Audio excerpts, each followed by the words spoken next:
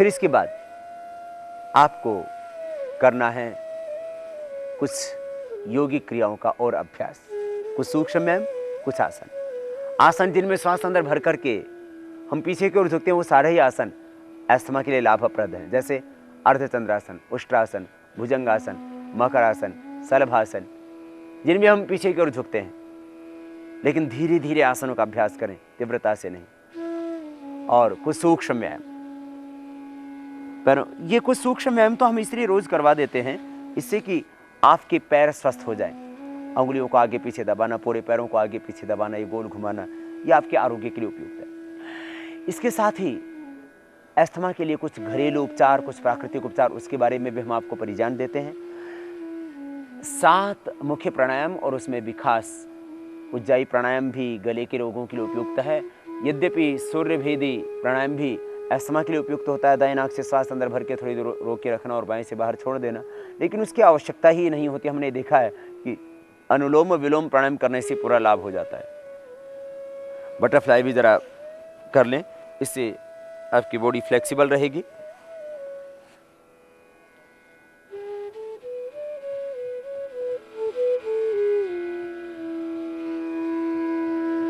और कुछ सूक्ष्म व्यायाम की क्रियाएं जो हम अक्सर हर इंसान को करने के लिए बोलते हैं, और उसमें भी जो इन 5 प्रक्रियाओं के अंदर जो हाथों के द्वारा निष्पन्न होती हैं, ये जो सेकंड क्रिया है इसमें, ये अस्थमा के लिए विशेष लाभ करती है। इससे फेफड़े स्वस्थ होते हैं, सामने कोहनियाँ मिलती हैं, पूरा गोल घुमाते हैं, श्वास अंदर भरते हुए यूं और इस तरह से विपरीत दिशा से।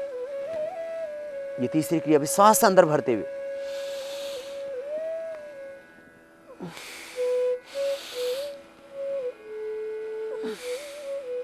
फिर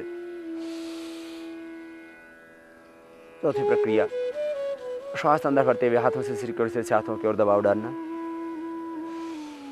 फिर एक हाथ से भी इसको करना और फिर दोनों कंधों को गोल घुमा देना। ये इतनी सी सूक्ष्म व्यायाम की प्रक्रियाएं रोज कर लेना। फिर कुछ आसन जो हम एक पूरा पैकेज ही है, सभी को बताते हैं, उन्हीं आसनों को आप खास कर लेना। ये आपको अस्थमा बहुत ज़्यादा है, सांस भरने में और छोड़ने में दिक्कत आ रही है, तो क्या करें आप? उसके लिए एक तो एक्यूप्रेशर। एक्यूप्रेशर में ये फेफड़ों का पॉइंट है, ये 2 अंगुलियां इनके नीचे, ये जीवन रेखा, इसके ऊपर ये पॉइंट, ये 2 अंगुलियों की हड्डियां जहाँ से शुरू हो रही हैं, यह बीच में गैप और इसके पीछे ये दोनों हड्डियों का जॉइंट है नीचे, यहाँ पर दबाना। ये अस्थमा के लिए खास पॉइंट, हथेली की ओर, दोनों हाथों में सेम पॉइंट होगा, पैरों में भी है, पैर के तलवे में भी होगा और ये पीछे की ओर भी, इन्हीं 2 अंगुलियों के पीछे, यहाँ से। ये अस्थमा के लिए पॉइंट, कफ के लिए।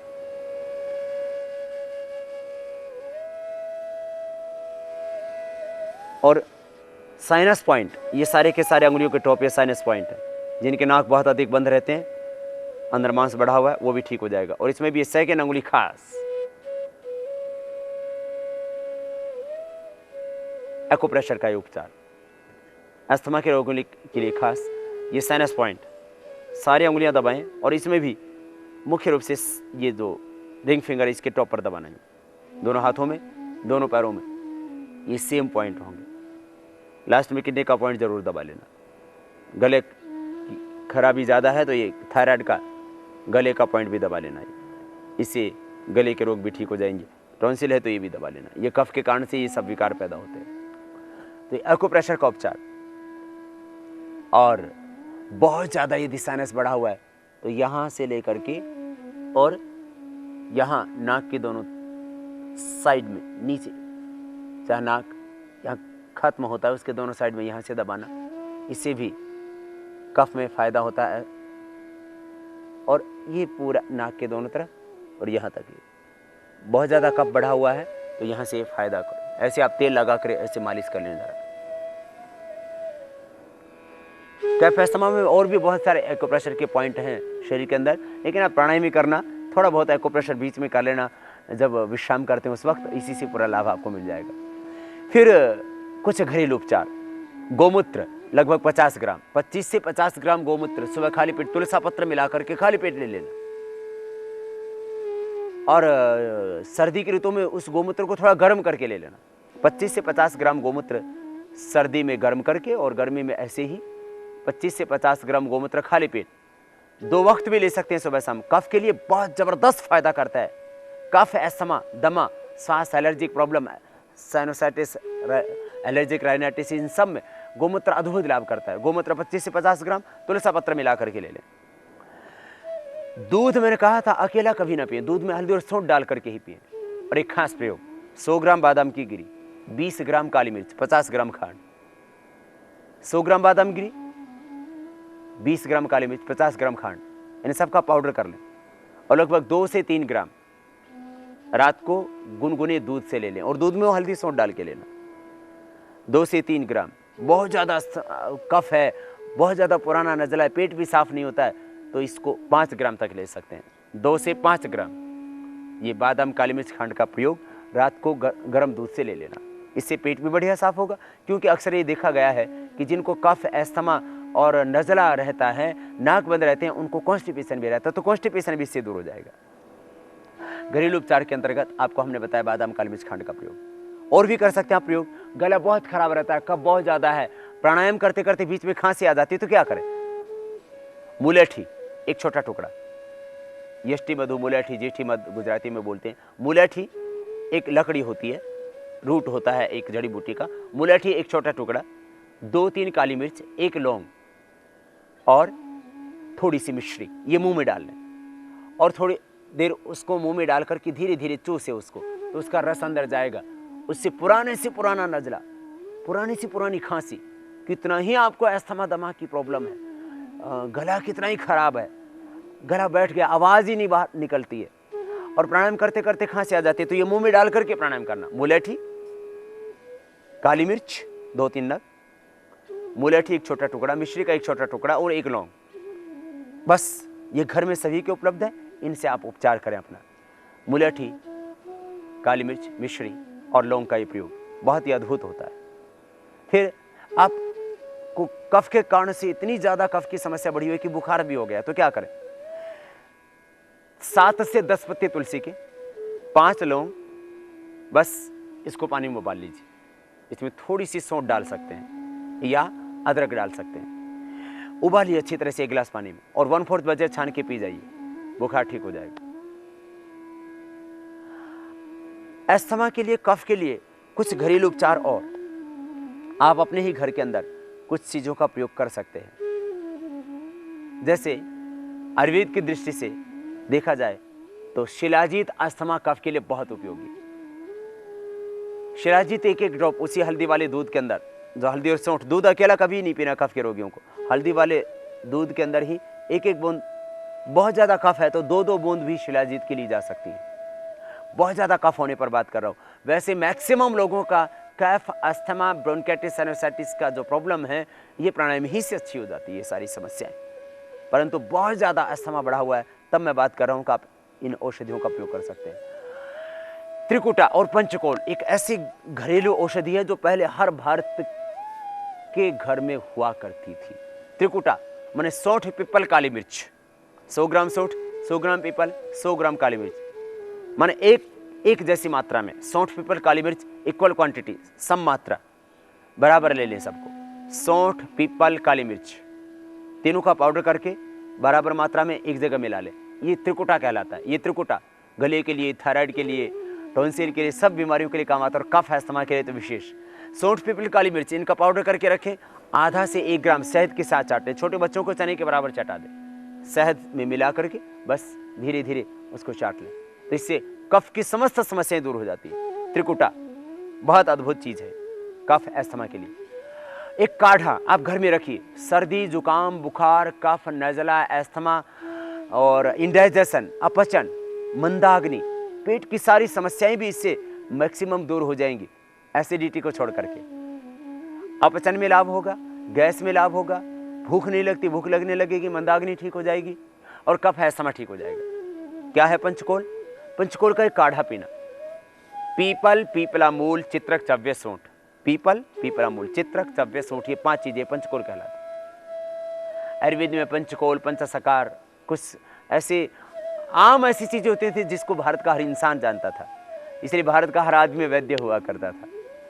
लेकिन वो वैद्य मैंने इस रूप में कि आत्मनिर्भर था वो अपना स्वास्थ्य अच्छा करने में, वो अपने आसपास की प्रकृति से थोड़ी मदद लेकर के, थोड़ा योगाभ्यास करके अपने स्वास्थ्य को स्वयं अच्छा रखा करता था। इतने लाखों डॉक्टर नहीं थे, ये सब जो है इतने डॉक्टर, और इन सब के बावजूद भी बीमारियां बढ़ती जा रही है, क्योंकि आदमी जागरूक नहीं, इसलिए हम उसको जागरूक बनाते हैं, उसको आत्मनिर्भर बनाते हैं कि आरोग्य हमारा जन्मसिद्ध अधिकार है और हम स्वयं स्वस्थ रहें, आत्मनिर्भर रहें अपने आरोग्य को अच्छा करने में। तो पीपल, पीपलामूल, चित्रक, चव्य, सूंठ, ये 5 चीजें आप अनुसार इसे ले लेना, बस इनमें घुन लगा हुआ ना हो, बहुत पुरानी ना हो, गंध ना आ रही हो, इसके ऊपर फफूंद लगी भी ना हो, जरा चेक करके ले लेना।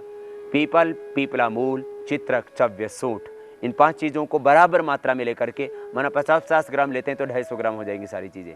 इनको थोड़ा कूट कर रखेंगे, दरदरा दरदरा, मोटा मोटा कोटे, जरा बिल्कुल बारीक नहीं, थोड़ा सा मोटा मोटा कोट लेना दलिए की तरह। और 1 चम्मच ये छोटा, माने लगभग 3 ग्राम, बहुत ज़्यादा अस्थमा है तो 5 ग्राम ले सकते हैं, 3 से 5 ग्राम आप 1 गिलास पानी में पकाएं, जब 50 ग्राम बच जाए तब छान के पी जाए। थोड़ी देर बाद 15-20 मिनट बाद थोड़ा दूध पी लें, दूध में हल्दी सौंठ थोड़ी मिली हुई हो, नहीं तो अकेला दूध कब करेगा। तो ये पंचकोल का प्रयोग, ये त्रिकुटा का प्रयोग, काली मिर्च, बादाम, सौंठ का प्रयोग, ये लौंग का, मुलेठी का प्रयोग आपके घर में आप कर सकते हैं। शिलाजीत बनी हुई आप कोई भी अच्छी फर्म, जो लोग ईमानदारी से बनाते हैं दवा, उनसे आप ले सकते हैं। फिर संजीवनी वटी और लक्ष्मी विलास रस, ये भी 2 कफ है समय में बहुत लाभ करते हैं। संजीवनी वटी 1-1 गोली, लक्ष्मी विलास 1-1 गोली, बहुत छोटी उम्र है बच्चों की तो उनको आधी गोली देनी चाहिए, इससे ज़्यादा नहीं। संजीवनी वटी आधी गोली छोटे बच्चों को, बड़े आदमी को 1 गोली दे सकते हैं, और लक्ष्मी विलास 1-1 गोली दे सकते हैं। इससे भी बहुत ज़्यादा जो कफ एलर्जी बढ़ी हुई है उसमें फ़ायदा हो जाएगा, लाभ हो जाएगा। बहुत ज़्यादा यदि कफ है और बस प्राणायाम करने में भी दिक्कत आती है तो जो हमने काढ़ा बताया था पीपल, पीपलामूल, चित्रक, चव्य, सूंठ का, उसमें मुलेठी और बनफसा फूल भी आप डाल सकते हैं, उससे और अधिक लाभ होगा। षडबिंदु तेल नाक में डालने से भी विशेष लाभ होता है अस्थमा के रोगियों को भी, और खास करके जिनके नोस्ट्रल्स, नाक बंद हो जाते हैं जिनके, वैसे नाक खोलने के लिए हमने एक्यूप्रेशर भी आपको बता दिया था। एक घरेलू उपचार के अंतर्गत ही पहले लगभग हर घर में माताएं बहनें बना लिया करती थी, पीपरमेंट, अजवाइन सत, पीपरमेंट, अजवाइन सत, और इसके अंदर आप कपूर, कपूर देसी जो दवा में प्रयोग होता है, ये 3 चीजें, पीपरमेंट, अजवाइन सत और देसी कपूर, ये माना कि आप 50-50 ग्राम ले लेते हैं तो इसके अंदर 5 ग्राम आप लौंग का तेल मिला दें, और 85 ग्राम फिर इसके अंदर यूकेलिप्टस ऑयल मिला दें। ये अलग अलग नामों से अलग अलग लोग प्रयोग करते रहे हैं, हम भी इसको दिव्य धारा के रूप में प्रयोग करते हैं। आप इन चीज़ों का प्रयोग कर लीजिए, 3 चीज़ें तो 3 चीज़ें या ये 5 चीज़ें मिला लें आप, यूकेलिप्टस ऑयल, पीपरमेंट, अजवाइन सत, देसी कपूर, ये 50-50 ग्राम ले लें सब चीज़ें, और इसके अंदर 5 ग्राम लौंग का तेल मिला दें, तो एक ऐसी दवाई तैयार हो गई है जो नाक में लगाएंगे तो नाक खुल जाएंगे। यहाँ थोड़ा सा तेल में लगा करके यहाँ फेफड़ों पर मालिश कर देंगे तो फेफड़े स्वस्थ हो जाएंगे, जमाव का बाहर निकल जाएगा। यदि इसको पानी में डाल करके आंखें बंद करके आपको यदि ये इसकी वाष्प ले लेंगे तो नाक खुल जाएंगे आपके। यदि आपको बहुत ज़्यादा कफ अस्थमा है तो थोड़ा सा इसको जो है खांड में डाल करके आप खा जाना, या गर्म पानी में 4-5 बूंद डाल करके आप पी जाना। गर्म पानी में 4-5 बूंद डाल के पी लीजिए, गैस भी ठीक, एसिडिटी ठीक, और भी पेट की सारी समस्या, उल्टी भी ठीक, दस्त भी ठीक, इसी से उल्टी, दस्त, गैस, एसिडिटी, कफ, अस्थमा, नज़ला, पेट का दर्द, और यदि दांत में दर्द हो रहा है तो थोड़ा सा रुइया में लगाओ, और दांत के ऊपर लगा तो दांत का दर्द भी अच्छा।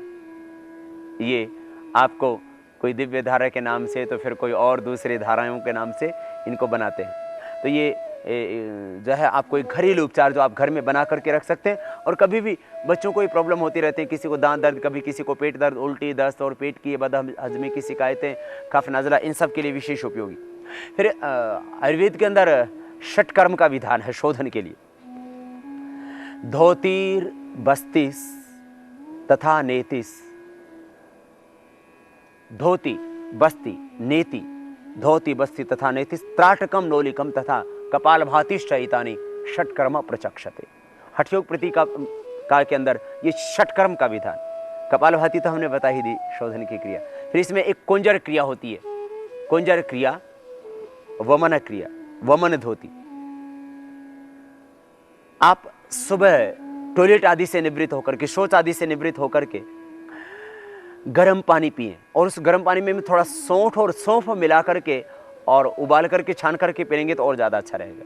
माने आप अधिकतम 1 लीटर पानी पी सकते हैं, 2 गिलास से लेकर के 4 गिलास पानी, उसके अंदर आधी चम्मच सौंफ डाल लें और लगभग 1-2 ग्राम सौंठ, और उसको उबाल लें।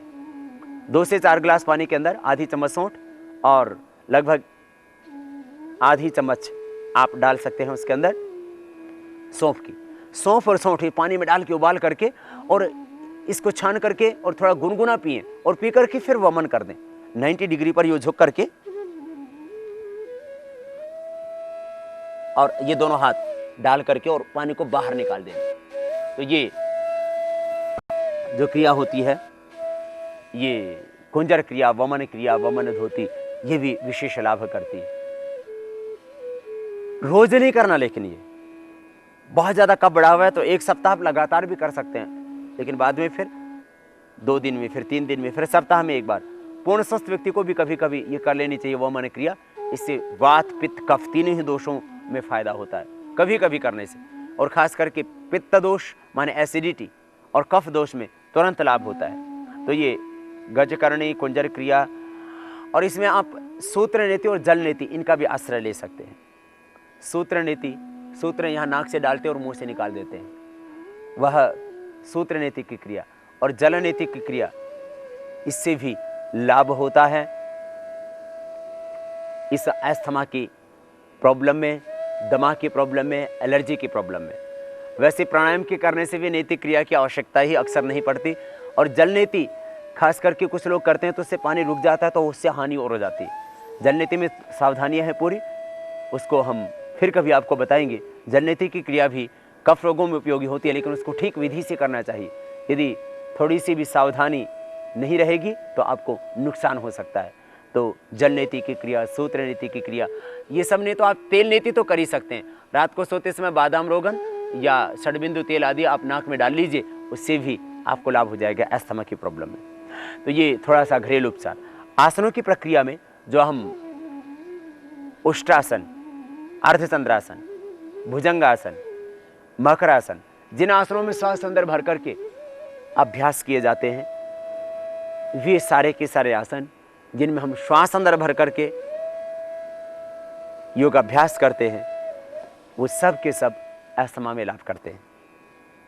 तो ये अस्थमा के लिए विशेष प्रोग्राम कि आप दमा से जूझ रहे हैं और दमा आपका दम निकाले जा रहा है, और हकीमों ने, डॉक्टरों ने, सभी ने कह दिया कि बोले अस्थमा ठीक नहीं होगा। अभी टीबी के ऊपर मैं ज़्यादा टिप्पणी इसलिए नहीं करता कि उसके ऊपर अभी शोध और अध्ययन का कार्य, अनुसंधान का कार्य हमारा जारी है। उसके ऊपर आगे हम कुछ कह पाएंगे, लेकिन इतनी बात ज़रूर है, यदि आपने प्राणायाम किया तो आपको टीबी होगी ही नहीं। और कुछ पेशेंट ऐसे ज़रूर मिले हमसे कि जिनको दवा से भी फायदा नहीं हो रहा था टीबी में, और प्राणायाम किया और प्राणायाम से उनकी टीबी की प्रॉब्लम अच्छी हो गई। आप प्राणायाम करें, प्राणायाम से फेफड़ों की समस्याएं निश्चित रूप से दूर होती हैं, इसमें कोई शंका है ही नहीं। और देश और दुनिया के करोड़ों लोगों के लिए ये ऋषियों का प्राणायाम का एक बहुत बड़ा वरदान है, जिससे आप अस्थमा से, दमा से, कफ, एलर्जी से मुक्ति पा सकते हैं। और कोई दूसरा उपाय है ही नहीं, प्राणायाम के सिवा और कोई दूसरा साधन अस्थमा को ठीक करने के लिए हो ही नहीं सकता। इसलिए प्रतिदिन पौना घंटा प्राणायाम। बहुत ज़्यादा कफ अस्थमा बढ़ा हुआ है तो धीरे धीरे अभ्यास करेंगे तो लगभग 1.5 घंटा लगेगा। बाद में ठीक होने के बाद भी आप 10 मिनट कपालभाति, 10 मिनट अनुलोम विलोम, ये 2 प्राणायाम तो छोड़ना ही नहीं। आप इन्हीं को करने से आप सदा स्वस्थ रहेंगे। आपकी ये अस्थमा की प्रॉब्लम कभी दोबारा से भी नहीं होगी। हमने देखा 5 साल के बच्चों से लेकर के और 80 साल तक के बूढ़ों तक को इसी योग ही से अच्छा किया। बस प्राणायाम आप खुले स्थान पर बैठ करके करना। लेकिन खास बात, यदि सर्दी की ऋतु है और बहुत ठंडी हवाएं चल रही हैं तो आप खुले मैदान में बैठ के नहीं करना, फिर कमरे में ही करना। लेकिन कमरे की थोड़ी खिड़कियां खोल देना, ऑक्सीजन मिलना चाहिए। बंद कमरे में खिड़कियां बंद करके प्राणायाम नहीं करना चाहिए। परंतु अस्थमा के रोगियों को खुली हवा में भी, खास करके सर्दी की ऋतु में प्राणायाम नहीं करना चाहिए। सर्दी की ऋतु में खुली हवा में नहीं करें प्राणायाम, सर्दी की ऋतु में कमरे में प्राणायाम करना चाहिए अस्थमा के रोगियों को। बस इतना सा ध्यान दें। बहुत ठंडी हवाओं के अंदर प्राणायाम करने से कई बार नुकसान हो जाता है। बस यदि इतना आपने ध्यान दिया तो मैं समझता हूँ कि आपके ये अस्थमा की प्रॉब्लम निश्चित रूप से ठीक हो जाएगी। आसनों का अभ्यास हम प्रतिदिन आपको सिखाते रहते हैं, उससे और आप सीख लेना। वैसे बिना आसन किए मात्र प्राणायाम से ही अस्थमा अच्छा हो जाता है। खान पान में थोड़ा परिवर्तन करें, ठंडी चीज़ों से बचें, खट्टी चीज़ों से बचें, फास्ट फूड से बचें, कोल्ड ड्रिंक से बचें, आइसक्रीम से बचें। सिंपल फूड लें और उसमें अदरक का प्रयोग और थोड़ा काली मिर्च का प्रयोग अपने भोजन में ज़रूर आप रखें। और पानी हमेशा गर्म पिए, खाने के 1 घंटे बाद पानी पिएं, तुरंत खाने के बाद पानी भी ना पिएं। इतना ज़रूर आप ध्यान देंगे तो निश्चित रूप से अस्थमा की प्रॉब्लम आपकी ठीक हो जाएगी। जो हम कहते हैं दमा एकदम ठीक होता है, ये बात आपको सच में प्रतीत होगी। ध्यान रखें, ठंडी चीजें, कोल्ड ड्रिंक्स, आइसक्रीम, फ्रिज का पानी, फास्ट फूड, जंक फूड, दही, खटाई व अचार आदि का सेवन न करें। प्राणायाम से सबसे अधिक लाभ फेफड़ों को ही मिलता है। प्राणायाम धीमी गति से करें। कपालभाति प्राणायाम 3-3 मिनट के अंतराल से करें। सर्दियों में प्राणायाम खुले स्थानों में न करें। गर्म पानी में थोड़ी हल्दी, सौंठ व तुलसा पत्र डालकर प्रातः उठते ही व खाने के 1 घंटे बाद नियमित सेवन करें। दूध कभी सादा न पिएं, उसमें हल्दी व सौंठ जरूर डालें। घरेलू उपचार: गौमूत्र में तुलसा पत्र मिलाकर सुबह शाम खाली पेट लें। सर्दियों में गौमूत्र को गर्म कर प्रयोग में लाएं। बादाम की गिरी 100 ग्राम, काली मिर्च 20 ग्राम व खांड 50 ग्राम लेकर इन सब का चूर्ण बना लें और रात को हल्दी व सौंठ मिले गुनगुने दूध से लें। मुलेठी का छोटा टुकड़ा, 2-3 काली मिर्च, 1 लौंग व थोड़ी सी मिश्री मुंह में रखने से खांसी ठीक होती है व गले को भी आराम मिलता है। यदि कफ के कारण बुखार हो तो 7 से 10 तुलसी के पत्ते, 5 लौंग व थोड़ी सौंठ या अदरक को पानी में उबाल कर पिएं। आयुर्वेदिक उपचार: वैद्य की परामर्श अनुसार संजीवनी वटी व लक्ष्मी विलास रस बड़े 1-1 गोली व बच्चे आधा-आधा गोली सुबह शाम गर्म दूध या पानी से लें। 6 बिंदु तेल नाक में डालने से आराम मिलता है। पीपल, पीपला मूल, चित्रक, चव्वे व सौंठ, पचकोल बराबर मात्रा में दलिये की तरह कूट लें और 3 से 5 ग्राम 1 गिलास पानी में पकाएं। जब 50 ग्राम रह जाए तो उसे पी लें। बहुत ज्यादा कफ हो तो इसमें मुलेठी व वनफसा के फूल डालें। इसे पीने के 15-20 मिनट बाद हल्दी, सौंठ व शिलाजीत मिला दूध पी लें। पीपरमेंट 50 ग्राम, अजवाइन सर 50 ग्राम, देसी कपूर 50 ग्राम, यूक्लिप्टिस का तेल 50 ग्राम व लौंग का तेल 5 ग्राम। इन सबको मिलाकर जो तेल दिव्य धारा बनता है उसे छाती पर मालिश करें और पानी में डालकर वाष्प लें। सौंठ, पीपली व काली मिर्च 100 ग्राम लेकर त्रिकुटा चूर्ण बनाकर आधा से 1 ग्राम शहद के साथ लेने पर कफ व अस्थमा में फायदा होता है। शिलाजीत की 1-1 बूंद हल्दी व सौंठ मिले दूध में डालकर पिएं।